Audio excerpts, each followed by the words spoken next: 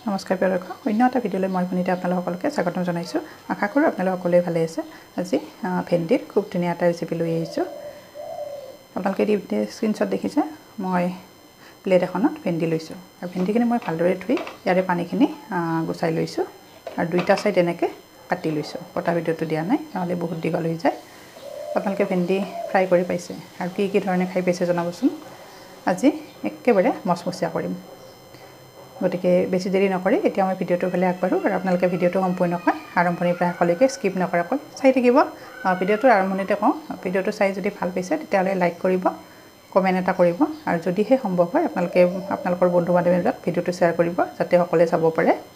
এতিয়া আহক মেইন ৰেচিপিটোৰ ফালে। মই এই ভেন্দিখিনি মচমচীয়া কৰিবৰ কাৰণে এতিয়া বেচন ল'ম। বেচনৰ ঘোল এটা খুব ধুনীয়াকৈ বনাই ল'ম আৰু কেনেকৈ মচমচীয়াকৈ ফ্ৰাই কৰিব পাৰোঁ আপোনালোকে চাই থাকিব। আৰু এইফালে মই বেচন লৈছোঁ। এই বাউলটোত বেচনৰ এতিয়া ঘোল এটা বনাই ল'ম আৰু ইয়াতে দিয়াৰ কাৰণে এয়া মই কি মছলা লৈছোঁ দেখাই দিওঁ। এয়া জিৰা পাউডাৰ, এয়া ধনিয়া পাউডাৰ, হালধি, নিমখ, এয়া শুকান নৰসিংহ পাতৰ গুড়ি, এয়া কলা জিৰাটো আৰু এয়া জাতি জালুকৰ গুড়ি। মই জলকীয়াৰ গুড়ি দিয়া নাই, যিহেতু জালুকৰ গুড়ি অলপ সৰহকৈ দিছোঁ। আৰু এই গোটেইখিনি এতিয়া মই ইয়াতে মিক্স কৰি দিম। আপোনালোকে জ্বলা বেছিকৈ খালে দিব পাৰে। প্ৰথমতে এইখিনি মই ভালদৰে মিক্স কৰি লৈছোঁ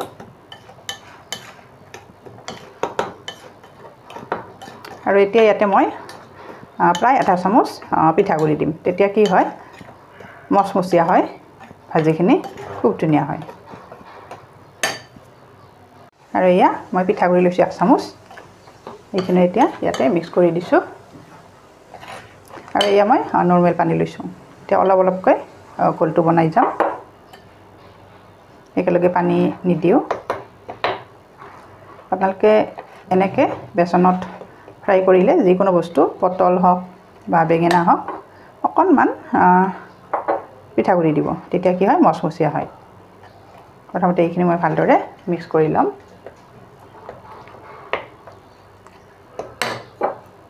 এই পিঠাগুড়িখিনি কিন্তু ৰ'দত শুকাই লোৱা পিঠাগুড়ি, ভাজা পিঠাগুড়ি নহয়, কেঁচা হয়।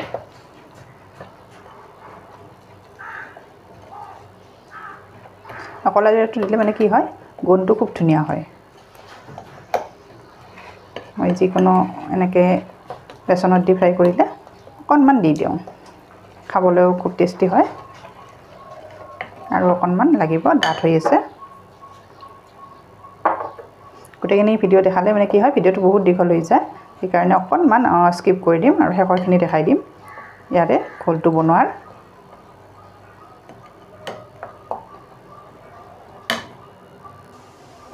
আৰু আছা মোৰ ডাঠো হোৱা নাই, পাতলো হোৱা নাই, একেবাৰে মেজাৰমেণ্টটো পাৰফেক্ট হৈছে।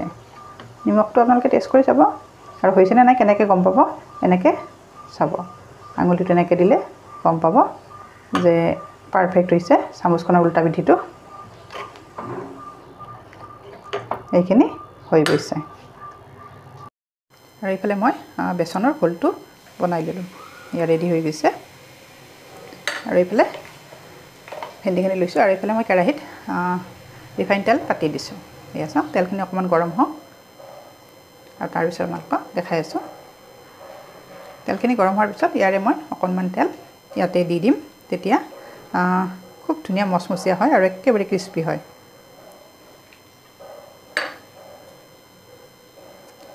আপোনালোকে মোৰ আজিৰ এই ৰেচিপিটো মই কেনেকৈ বনাইছোঁ ভিডিঅ'টো চোৱাৰ পিছত জনাবচোন। বনাই পাইছেনে বা কোনোবাই খাই পাইছেনে? আৰু যদিহে বনাই খাই পোৱা নাই, এবাৰ মোৰ ভিডিঅ'টো চাই ট্ৰাই কৰিব। তেলখিনি গৰম হৈছে, ৰিফাইন তেলখিনি। এতিয়া ইয়াৰে মই অলপ পানী ইয়াতে দি দিছোঁ মিক্স কৰি। আৰু এতিয়া ভালদৰে এইখিনি মিক্স কৰি ল'ম, তেতিয়া কি হয়, একেবাৰে মচমচীয়া হয়। আৰু গেছৰ ফ্লেমটো এতিয়া মই কমাই দিছোঁ, যিহেতু তেলখিনি গৰম হৈ গৈছে। আৰু এতিয়া মই ইয়াতে এনেকৈ এটা এটাকৈ দি চাম। এনে নৰ্মেল ভাজিলে তেনেকুৱা নহয়, কিন্তু এনেকৈ ৰিফাইন দি ভাজিলে খুব ধুনীয়া হয়। ৰিফাইনত দিলে আৰু বেচনত দিলে চাবচোন আপোনালোকে, দেখাৰ লগে লগে আপোনাৰ বনাব মন যাব, খুব ধুনীয়া হয়। এনেকৈ মই গোটেইখিনি দি যাম। আৰু এয়া লাহে লাহে ৰঙা হৈ আহিছে মই একেবাৰে কম জুইত ভাজিছোঁ নহ'লে মানে কি হয় স্পীডটো বঢ়াই দিলে গেছৰ জুইৰ স্পীডটো বাহিৰখিনি সিজি যাব কিন্তু ভিতৰখিনি নিসিজিব ভেন্দিৰ একেবাৰে কম জুইত এনেকৈ ভাজিব লাগিব আৰু এয়া কিমান মচমচীয়া হৈছে আপোনালোকে দেখিলে গম পাইছে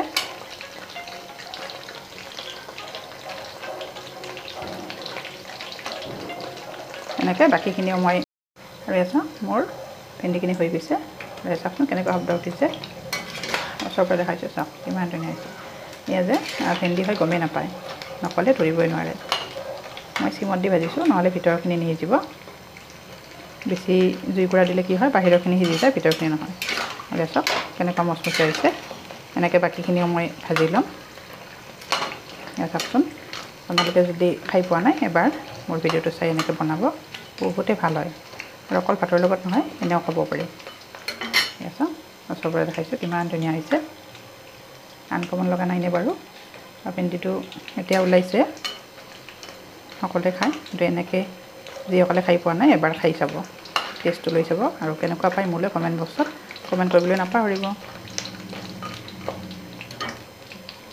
এতিয়া মই এইখিনি নমাই থ'ম আৰু পিছৰ কেইটাও হৈ গৈছে এয়া চাওকচোন কিমান ধুনীয়া হৈছে চাওক কেনেকুৱা শব্দ উঠিছে খুব ধুনীয়া হৈছে এতিয়া এইকেইটা মই ইয়াৰ পৰা ট্ৰেন্সফাৰ কৰিম আৰু এইফালে চাওকচোন কেনেকুৱা মচমচীয়া হৈ গৈছে ইমান মচমচীয়া হৈছে এনে খাব পাৰি